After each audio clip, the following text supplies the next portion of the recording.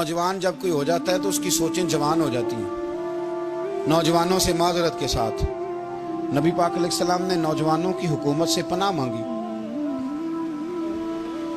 नौजवानों की हुकूमत से पनाह मांगी है, इसलिए कि नौजवान बड़ी जल्दी प्यार भी करता है और बड़ी जल्दी नफरत भी करता है। सोचें मजबूत नहीं होती। नौजवान आदमी, जवान आदमी, बिखरी हुई सोचें होती हैं। मेरे रसूल करीम सल्लल्लाहु अलैहि वसल्लम नौजवानों से उनके मिजाज के मुताबिक डील करते थे, उनकी तबीयत के मुताबिक उनकी ज़हन साजी करते थे। हम ना जवानों को वक्त नहीं देते, हम मुतालबा करते हैं नौजवान से कि वो है नौजवान बातें बूढ़ों वाली करे।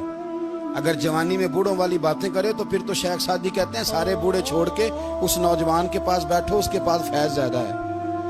अगर ऐसा हो जाए, क्योंकि दर जवानी तौबा करदन शेवाए पैगंबरी, ये तो अच्छी बात है, लेकिन मेरे अजीज अगर ऐसा ना हो, ऐसा मुमकिन ना हो, तो फिर नौजवान को आप उसकी तबीयत के मुताबिक डील करें।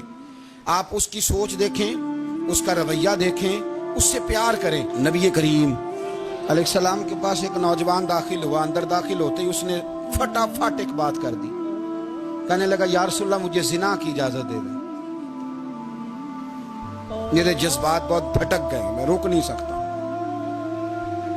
हमारे यहाँ हमारे घर में कोई फोन करे तो हम गैरतमंद बन जाते हैं। मेरी गैरत को गवारा नहीं कि कोई मेरे घर में फोन करे, और अगर मैं किसी के घर में फोन करूं तो फिर गैरत किधर गई? फिर भी आप गैरतमंद नहीं साहब, फिर भी आप गैरतमंद नहीं। अगर आप किसी के घर फोन करते हैं तो आप गैरतमंद नहीं, तो याद रखें अगर आप ये हरकत कर रहे हैं तो फिर आपको भी थोड़ा एहसास होना चाहिए ना। नबी करीम सल्लल्लाहु ताला अलैहि वसल्लम से उसने कहा मुझे जिना की इजाजत दे दे। हुजूर फरमाने लगे आगे आ जाओ। हजरत उमर कहते मुझे बड़ा गुस्सा था, मेरा दिल कर रहा था उठूं और 2 थप्पड़ मारूं इसे। तो तरीका है बात करने का। हुजूर ने बुलाया, पास बिठाया, थपकी दी, फरमाया एक बात तो बता, तेरे सवाल का जवाब फिर देता हूं, एक बात तो बता या रसूल अल्लाह सल्लल्लाहु अलैहि वसल्लम इरशाद फरमाइए। हुजूर फरमाने लगे तू पसंद करता है कि तेरी बहन के साथ कोई जिना करे? पसंद करता है तू कि तेरी बहन के साथ कोई जिना करे? कहने लगा हुजूर मैं बात भी सुनना पसंद नहीं करता। तेरी बेटी के साथ? कहने लगा हुजूर जुबान उसकी खींच लूंगा जो ये बात करेगा। कहा तेरी माँ, तेरी पुप्पी, खाला का? हुजूर खबरदार, किसी बंदे को मैं इजाजत नहीं दूंगा। रसूल करीम फरमाने लगे जिससे तू जिना की इजाजत मांग रहा है वो भी तो किसी की बहन है ना, वो भी तो किसी की बेटी है। जो गैरत, जो हमीयत तुझे अपने घर के बारे में आती है वो दूसरे के बारे में क्यों नहीं आती? जब नबी करीम ने उस नौजवान को उसके मिजाज के मुताबिक समझाया तो उसकी आंखों में आंसू आ गए। अर्ज करने लगा या रसूल अल्लाह सल्लल्लाहु ताला अलैहि वसल्लम, हुजूर जिना की इरादा तो एक तरफ, आज के बाद मेरी जुबान पर इसका नाम भी नहीं आएगा।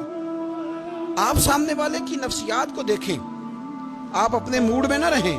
मुझे बड़ी अच्छी तरह याद है एक दफा ना मस्जिद में एक बच्चे ने ना आधी बाजुओं की शर्ट पहन के नमाज पढ़ी। एक बाबा जी ने उनको ना मना किया, कहते पूरा कपड़े पा के आया कर, पता नहीं तुम्हें?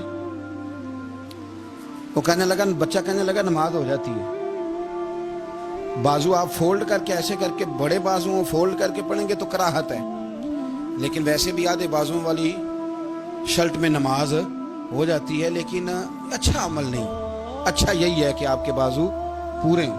तो बुजुर्ग उनसे कहने पूरे कपड़े पहनो। कहने लगा भाई हो जाती है नमाज, मैं भी था। तो मुझे उन्होंने कहा जी हज़रत साहब बात सुनना। मैंने कहा जी हुक्म। कहने लगे इन कपड़ों में नमाज हो जाती है? मैंने कहा जी हो जाती है। कहते लगता है मुंडा चौधरीयां दा है, मुंडा लगता है चौधरीयां दा। फटाफट उसी वक्त उन्हीं पैरों पे मैं कह दी है वाकई चौधरीयां दा बच्चा।